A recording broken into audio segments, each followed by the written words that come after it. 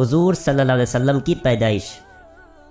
حضور صلی اللہ علیہ وسلم کی پیدائش سے پہلے ساری دنیا میں بہت زیادہ گمراہی پھیلی ہوئی تھی۔ عرب میں تو لوگ بت پرستی کے اتنے عادی بن چکے تھے کہ وہ جب بھی سفر پر جاتے تو اپنے ساتھ اپنے بتوں کو بھی لے کر جاتے تھے۔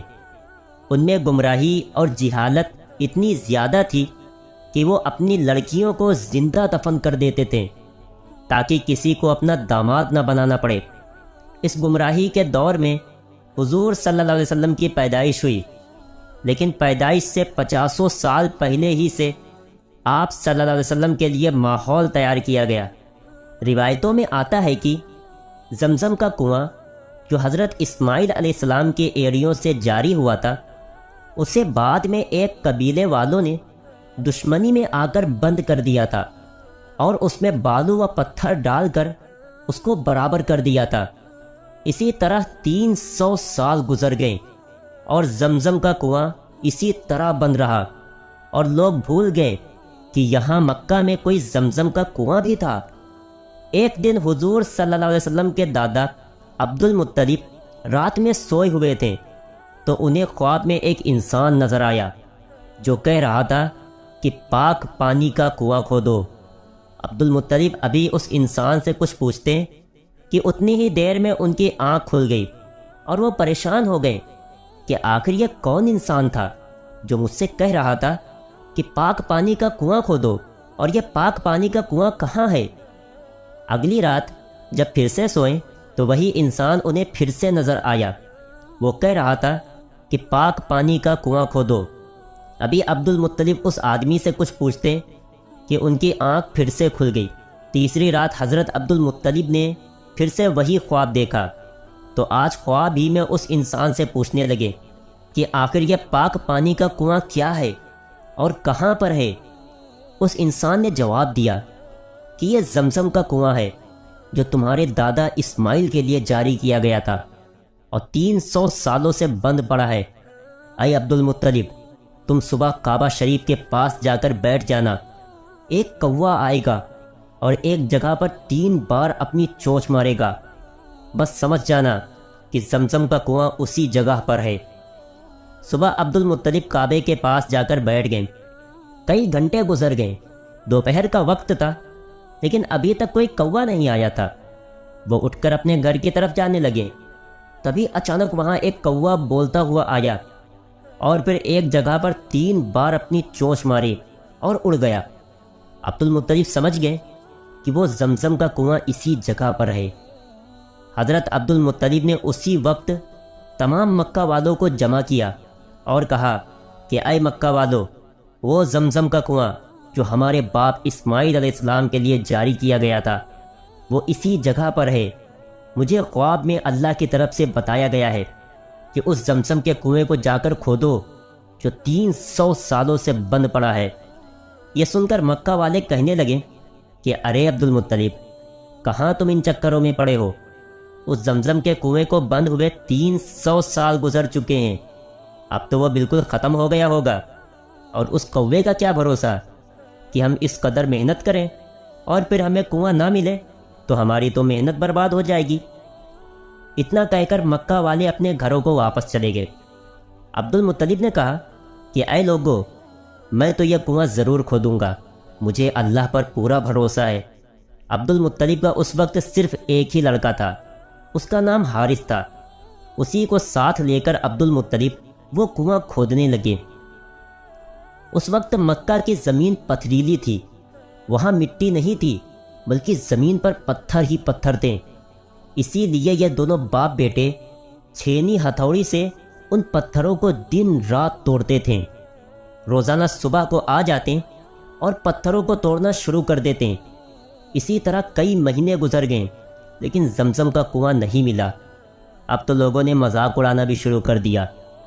ایک دن دوپہر کی کڑی دھوپ میں پتھروں کو توڑتے ہوئے حضرت عبد المطلب بہت زیادہ پریشان ہو گئے تو اللہ کے سامنے ہاتھ پھیلا کر کہنے لگے کہ اے میرے مولا، اگر آج مجھے زمزم کا کنواں مل گیا تو اگر آپ نے زندگی میں مجھے 10 لڑکے دیے تو اس میں سے ایک لڑکا آپ کی راہ میں قربان کر دوں گا۔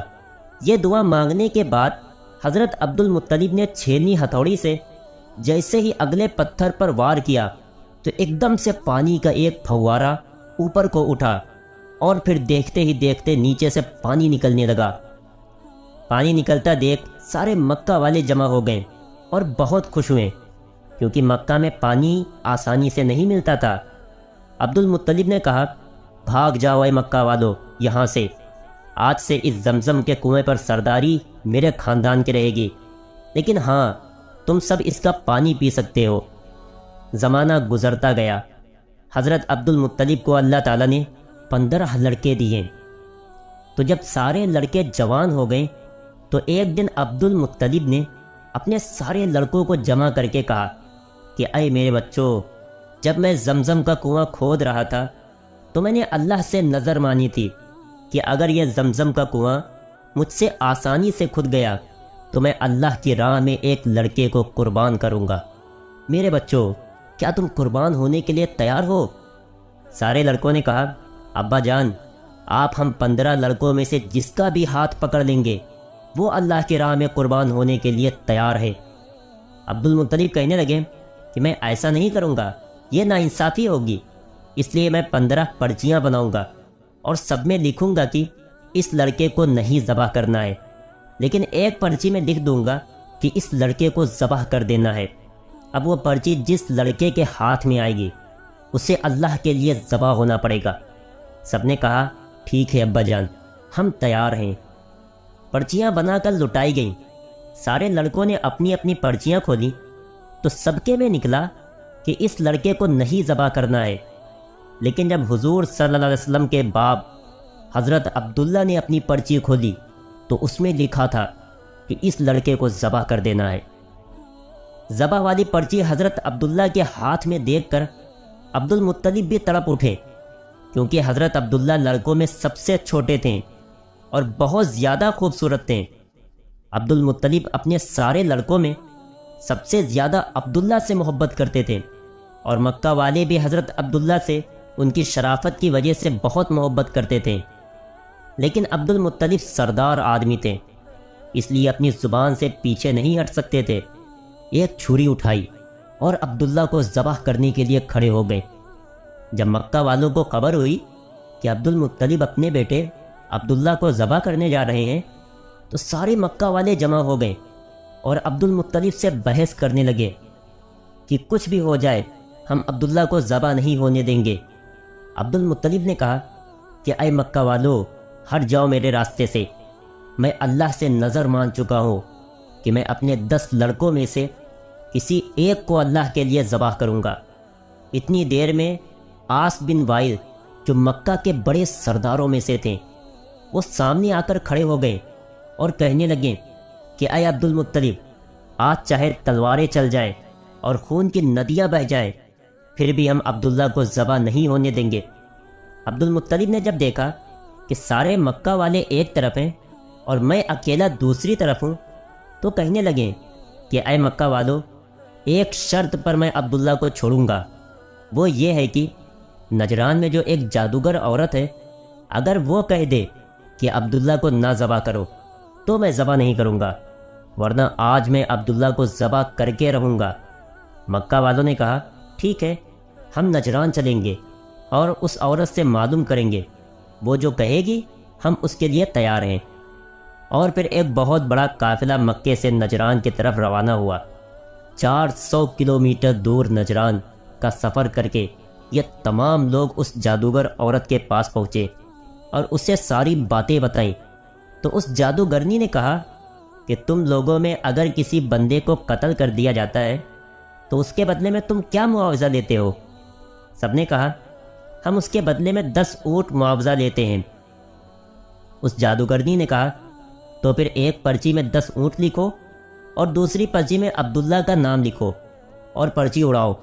پھر عبد المطلب ان میں سے ایک پرچی کو اٹھائیں، اگر اس پرچی میں عبداللہ کا نام نکلے تو دوسری پرچی پر 10 اونٹ اور بڑھا دو اور عبداللہ کو بچا دو۔ اس طرح جب تک عبداللہ کا نام نکلتا رہے تب تک دوسری پرچی پر 10 اونٹ بڑھاتے جاؤ، اور جب کھلنے والی پرچی پر اونٹوں کا نام نکل آئے تو عبداللہ کو بچا دو اور اتنے اونٹوں کو ذبح کر دو۔